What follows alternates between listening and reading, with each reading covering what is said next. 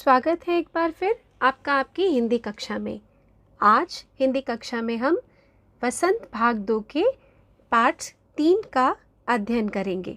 पाठ का नाम है हिमालय की बेटियां और इसके लेखक हैं नागार्जुन जी। हिमालय की बेटियां, यह कहानी हिमालय और हिमालय से निकलने वाली सभी नदियों के बारे में है। इस कहानी को लिखने वाले हैं नागार्जुन जी। नागार्जुन जी ने इस कहानी में हिमालय पर्वत और सभी नदियों का मानवीकरण किया है। पाठ की शुरू की पंक्तियों में नागार्जुन जी कहते हैं कि अभी तक मैंने उन्हें दूर से देखा था, बड़ी गंभीर, शांत, अपने आप में खोई हुई लगती थी। संभ्रांत महिला की भांति वे प्रतीत होती थी। उनके प्रति मेरे दिल में आदर और श्रद्धा के भाव थे। माँ और दादी, मौसी और मामी की गोद की तरह उनकी धारा में डुबकियाँ लगाया करता। इन पंक्तियों के माध्यम से लेखक ने नदियों के प्रति अपनी श्रद्धा भाव के बारे में बताया। लेखक ने हमें बताया कि जिस प्रकार मैं अपने परिजनों, अपनी माँ, दादी, मौसी की गोद में बैठकर स्नेह अनुभव करता हूँ, ठीक उसी प्रकार जब मैं नदी के ठंडे जल में गोता लगाता हूँ, डुबकी लगाता हूँ, तो उसी अगाध प्रेम का मुझे एहसास होता है।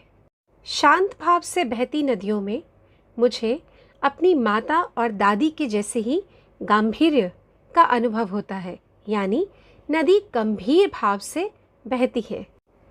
पाठ को आगे बढ़ाते हुए लेखक कहते हैं, परंतु इस बार जब मैं हिमालय के कंधे पर चढ़ा तो वे कुछ और रूप में सामने थी। मैं हैरान था कि यही दुबली पतली गंगा, यही यमुना, यही सतलुज समतल मैदानों में उतरकर विशाल कैसे हो जाती हैं। इनका उछलना और कूदना, खिलखिलाकर लगातार हंसते जाना, इनकी यह भावभंगी, इनका यह उल्लास कहाँ गायब हो जाता है मैदान में जाकर। किसी लड़की को जब मैं देखता हूँ, किसी कली पर जब मेरा ध्यान अटक जाता है, तब भी इतना कौतूहल और विस्मय नहीं होता जितना कि इन बेटियों की बाल लीला देखकर। इन पंक्तियों के माध्यम से लेखक बताते हैं कि उनके हिमालय भ्रमण के दौरान जब उन्होंने गंगा, यमुना, सतलुज नदियों का बाल रूप देखा, वह धारा रूप देखा, तो वह यह सोचकर हैरान हो गए कि ये छोटी छोटी धारा रूपी नदियाँ समतल मैदानों में जाकर विशाल रूप कैसे ले लेती हैं, और जिस प्रकार छोटी बच्चियों की भांति यह यहाँ उछल कूद कर रही हैं, खिलखिलाकर लगातार हंस रही हैं। इनकी यह उल्लासपूर्ण भाव भंगिमा और इनका उल्लास मैदानों में जाकर कहाँ गायब हो जाता है। लेखक कहते हैं कि जिस प्रकार मैं किसी किशोरावस्था की लड़की को देखता हूँ या किसी फूल की कली को देखता हूँ, तो कुछ पल के लिए उसकी मासूमियत, उसका खिलखिलाकर हंसना मेरा ध्यान खींच लेता है, किंतु तब भी मुझे इतनी हैरानी, इतना विस्मय नहीं होता जितना कि इन नदी रूपी बेटियों की बाल लीला देखकर हुआ। यानी जिस प्रकार किशोरावस्था में बेटियां अपने पिता के घर पर हमेशा खिलखिलाती रहती हैं, खुशी से चहकती रहती हैं, उसी प्रकार हिमालय पर्वत पर गंगा, यमुना नदियाँ खिलखिलाकर और पूरे वेग से बहती हैं, मानो एक दूसरे से आगे निकलने की होड़ हो। आगे लेखक कहते हैं, कहाँ ये भागी जा रही हैं? वह कौन लक्ष्य है जिसने इन्हें बेचैन कर रखा है? अपने महान पिता का विराट प्रेम पाकर भी अगर इनका हृदय अतृप्त ही है, तो वह कौन होगा जो इनकी प्यास मिटा सकेगा? बर्फ जली नंगी पहाड़ियाँ, छोटे छोटे पौधों से भरी घाटियाँ, बंधुर अधिकताएं, सरसब्ज उपत्यकाएं, ऐसा है इनका लीला निकेतन। खेलते खेलते जब ये ज़रा दूर निकल जाती हैं तो देवदार, चीड़, सरो, चिनार, सफ़ेदा, कैल के जंगलों में पहुंचकर शायद इन्हें बीती बातें याद करने का मौका मिल जाता होगा। कौन जाने बुढ़ा हिमालय अपनी इन नटखट बेटियों के लिए कितना सिर धुनता होगा। बड़ी बड़ी चोटियों से जाकर पूछिए तो उत्तर में विराट मौन के सिवा उनके पास और रखा ही क्या है। नदियों के आगे के सफ़र के बारे में कही इन पंक्तियों में लेखक हमें समझाना चाहते हैं कि जिस प्रकार बालपन में बच्चियां अपने पिता के घर में बहुत खुश होती हैं, किंतु किशोरावस्था आते ही उनके जीवन में नए संबंधों की आवश्यकता हो जाती है। लेखक कहते हैं कि ये जो नदियां हैं, ये अपने महान पिता, कौन है उनके पिता? उनके पिता हैं हिमालय पर्वत, और नदियां उनकी बेटियां हैं। वे कहते हैं कि ये नदियां अपने महान पिता का अतुल्य स्नेह, विराट प्रेम पाकर भी आज कुछ बेचैन सी हैं, इसीलिए पहाड़ों से मैदानों की तरफ पूरे वेग से भागती हुई प्रतीत होती हैं। लेखक कहते हैं कि क्या ये नदियाँ उन बर्फ से ढकी पहाड़ियों और पेड़ पौधों से भरी घाटियों से दूर भाग जाना चाहती हैं? हिमालय पर्वत ये सोचते हैं कि देवदार, चीड़, चिनार जैसे जंगलों में पहुंचकर जहाँ इनकी रफ्तार थोड़ी कम हो जाएगी, इनका वेग थोड़ा कम हो जाएगा, तो शायद इन्हें अपने बचपन के विषय में, अपनी बचपन की बीती यादों को याद करने का थोड़ा मौका मिल जाएगा, यानी वहाँ इनकी गति शायद थोड़ी धीमी हो जाएगी।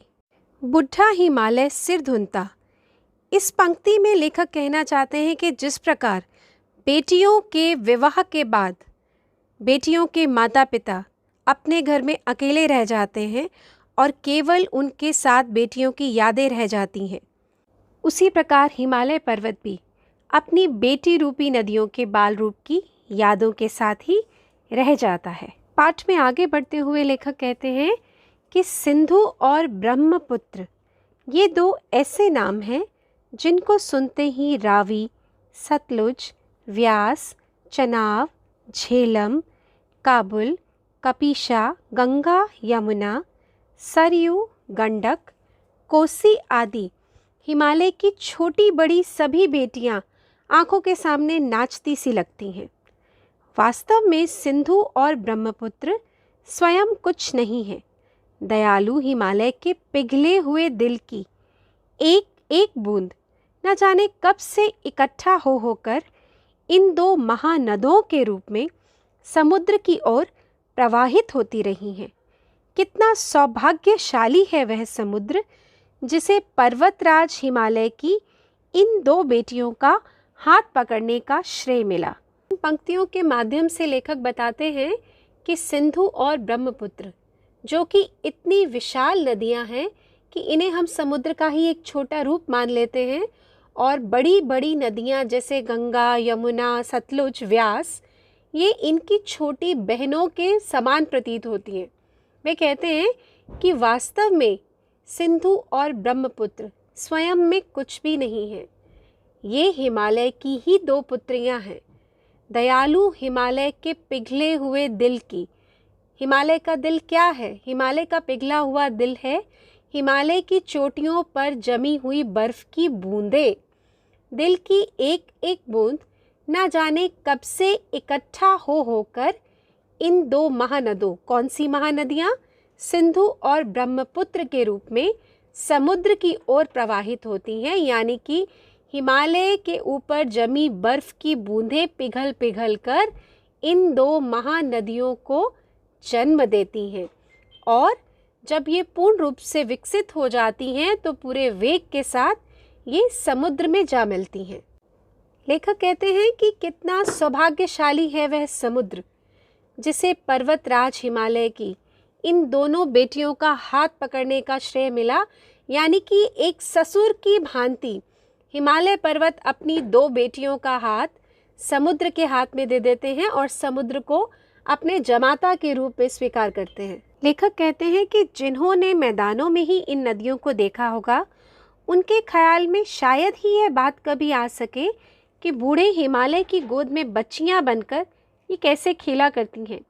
माँ बाप की गोद में नंग धड़ंग होकर खेलने वाली इन बालिकाओं का यह रूप पहाड़ी आदमियों के लिए आकर्षक भले न हो, लेकिन मुझे तो ऐसा लुभावना प्रतीत हुआ वह रूप कि हिमालय को ससुर और समुद्र को उनका दामाद कहने में कुछ भी झिझक नहीं होती।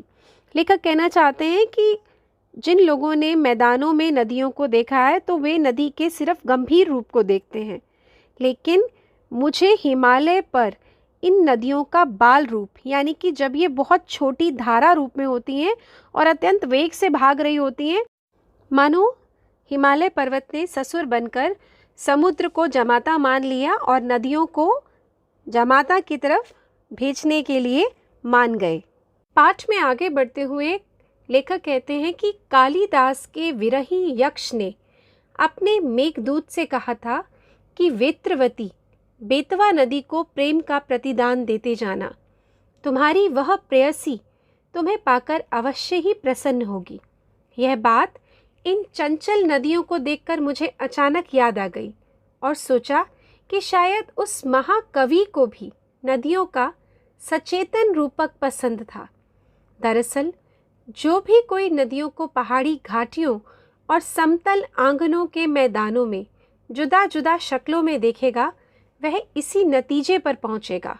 इन पंक्तियों से हमें पता चलता है कि साहित्य में मानवीकरण की कला लेखक ने नहीं शुरू की, बल्कि पुरातन काल से चलती आ रही है। कालिदास ने भी जब मेघदूत नामक ग्रंथ लिखा था तो उसमें उन्होंने लिखा था कि विरही यक्ष ने जब अपनी प्रेयसी को संदेश देने के लिए मेघ यानी बादल को दूत बनाया था, तो उन्होंने उस मेघदूत से कहा था कि मेरी प्रेयसी को संदेश देने जाते हुए मार्ग में बेतवा नदी मिलेगी जो कि तुम्हारी प्रेयसी है, तो तुम उसे अपने प्रेम का प्रतिदान मतलब जल, तुम उसे अपना जल देते जाओगे तो वह अत्यंत प्रसन्न हो जाएगी। इस प्रसंग को याद करते हुए लेखक कहते हैं कि शायद उस महाकवि को भी जीवन का, नदियों का सचेतन रूप पसंद था। सचेतन मतलब जिसमें चेतना हो। वे कहते हैं कि दरअसल कोई भी इन नदियों को पहाड़ी घाटियों और समतल आंगनों के मैदानों में अलग अलग शक्लों में देखेगा, यानी कि अलग अलग रूप में देखेगा, तो वह भी इसी नतीजे पर पहुंच। कालिदास की भांति काका कालेलकर ने भी नदियों का मानवीकरण किया और नदियों को लोक माता कहा, किंतु माता बनने से पहले यदि हम नदियों का बेटियों का रूप भी देखें तो उसमें कोई हर्ज नहीं। उन्होंने आगे कहा कि इन बेटियों में हम प्रेयसी की भावना भी सोच सकते हैं, और साथ ही साथ यदि माता कहते हैं तो ममता का भी एक और धागा है, एक और रूप है, और वह रूप है बहन का। कितने कवियों ने इन नदियों को बहन का स्थान भी दिया है। वे कहते हैं कि एक दिन मेरी भी ऐसी भावना हुई। तिब्बत की बात है कि मेरा मन एक दिन उचट गया, मेरी तबीयत भी कुछ ढीली थी, तो मैं सतलुज के किनारे जाकर बैठ गया। दोपहर का समय था और मैंने अपने पैर लटका दिए पानी में। थोड़ी ही देर में उस बहते हुए पानी ने जादू जैसा असर डाला। वे कहते हैं कि उस पानी में पांव रखने से मेरा तन और मन दोनों ही ताज़ा हो गया और मैं कविता गुनगुनाने लगा। वे गुनगुनाते हैं, जय हो सतलज बहन तुम्हारी, लीला अचरज बहन तुम्हारी, हुआ मुद्रित मन हटा खुमारी, जाऊं मैं तुम पर बलिहारी। तुम बेटी यह बाप हिमालय, चिंतित पर चुपचाप हिमालय, प्रकृति नदी के चित्रित पट पर अनुपम अद्भुत छाप हिमालय, जय हो सतलज बहन तुम्हारी। इस प्रकार हमने पढ़ा कि इस पाठ के माध्यम से लेखक ने नदियों, समुद्र और हिमालय का सुंदर मानवीकरण और सुंदर चित्रण किया, और नदियों के, हिमालय से चलकर समुद्र तक पहुंचने की पूरी यात्रा का सुंदर वर्णन किया। आशा करती हूँ यह पाठ आपको भली प्रकार से समझ आ गया होगा। धन्यवाद।